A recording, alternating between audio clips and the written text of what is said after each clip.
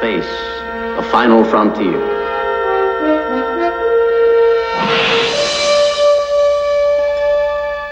These are the voyages of the starship Enterprise.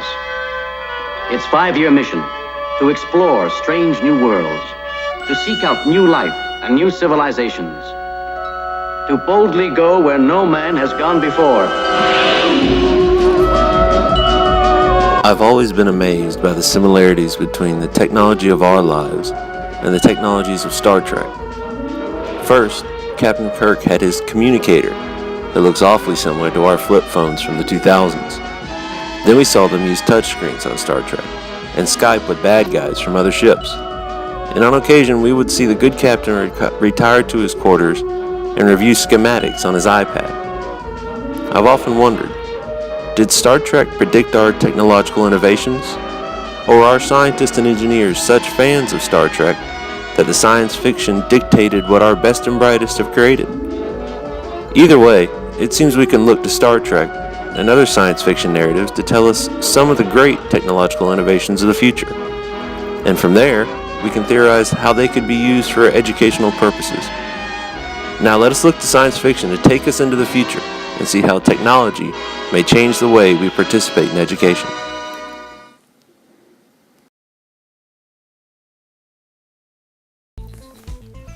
There's the obvious famous technology of Star Trek, the transporter.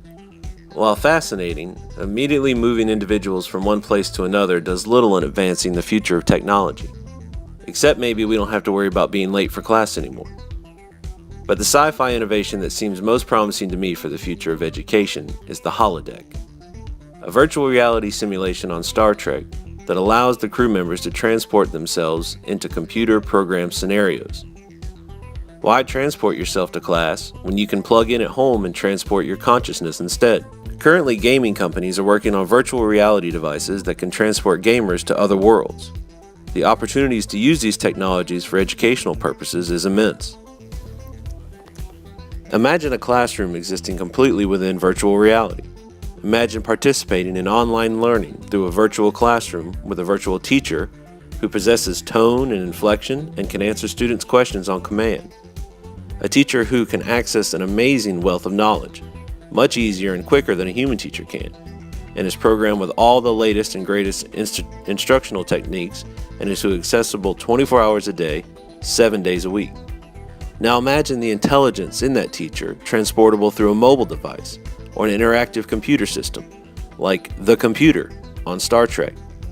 This teacher, with the ability to access all known information immediately, can relay any accessible knowledge to you in the format you choose and at any time you choose, in any place you choose. Being limited to archaic places like schools, classrooms, and universities is a thing of the past, and the pursuit of knowledge and understanding becomes a lifelong endeavor that can take place anywhere and at any time.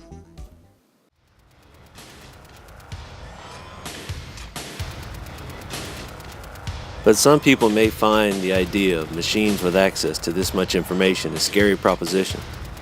Science fiction shows us apocalyptic scenarios of machines that have too much information and too much power very often. The Terminator, HAL from 2001: A Space Odyssey, and The Matrix are just a few examples of haywire robots from the future in science fiction. These movies aren't just great ideas for action thrillers. They say something about the inherent feel we all have about technology and innovation. That machines aren't alive, that they have no moral compass, no soul, and therefore are corruptible with knowledge. They represent our fears of what man can do with technology, of the horrors our own technology have inflicted upon us. It's natural for us to be skeptical of technology. Technology has allowed men to do some pretty awful things throughout history.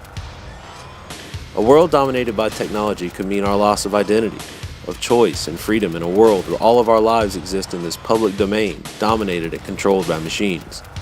New films like Transcendence relay this fear of our virtual selves and what artificial intelligence, or AI, could mean for our future identities and security. Beyond science fiction and into reality, recent realizations about government intrusion into our lives with technology through espionage and wiretapping that has been linked to the NSA only fuels this kind of fear of the malevolence of technology. But we can't just stick our heads in the sand and hope and pray that technology will go away. taking all of these issues with it, technology is here to stay, and it grows faster and dominates more of our lives every day. So it's up to us to put limits on technology and understand the best ways to guide our own actions and how we put it to use. In his book, I, Robot, sci-fi author Isaac Asimov constructed a world where people and machines cohabitated peacefully. But that was made so by a series of laws that were programmed into all robots called the 3 laws of robotics. First, a robot may not injure a human being or through an action allow a human being to come to harm. Second, a robot must obey the orders given to it by human beings, except where such orders would conflict with the first law. And third, a robot may not injure its own kind and defend its own kind unless it is interfering with the first or second rule. Asimov knew that in order for humans to use technology, there must be rules to govern what our technology can and cannot do. We only need to be as creative as him in developing our own rules for the technologies that permeate our lives, so that we can protect ourselves from them.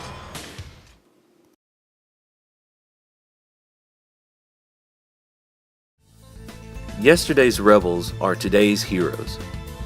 In my mind, people like Julian Assange of WikiLeaks and Edward Snowden, who leaked information about the NSA's domestic surveillance programs, will be viewed as patriots and heroes in the future. Their actions put them at great personal risk to enlighten the public about technology being used by the government in less than ideal ways. Their crime is giving us access. In the not too distant future, our health files, our education files, our government files, legal documents, information on our families, our banking information will all be digital and online. The use of that information by those who have access to technology must be monitored to keep it from being used against us. If we are to manage technology's influence over our lives, we must have the right to know who and what accesses that information and what they do with it. This, I feel, will be the great legal battle of the 21st century. Also, in the future, access to the information superhighway and the tools necessary to access it, processors, broadband, Wi-Fi, may be part of a fundamental new right to access granted to all, regardless of financial status.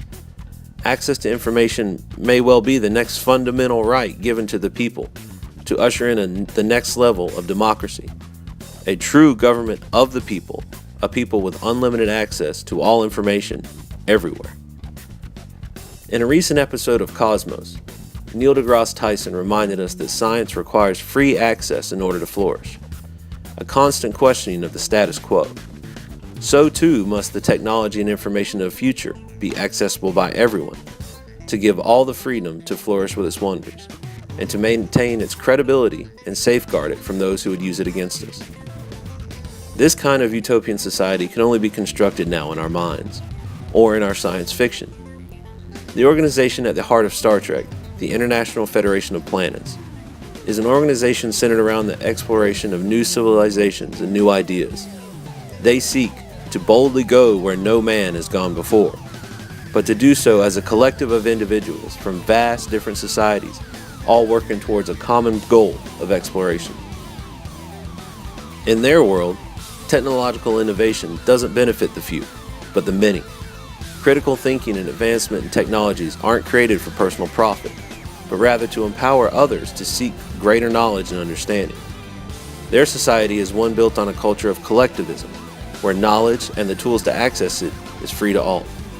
Perhaps this, existing in harmony with each other, with equal access to information, education, and technology, is the hardest technological achievement that our society will ever face. But this achievement would be extraordinary, especially in education, where giving every child access to a state-of-the-art educational experience is the dream of every educator.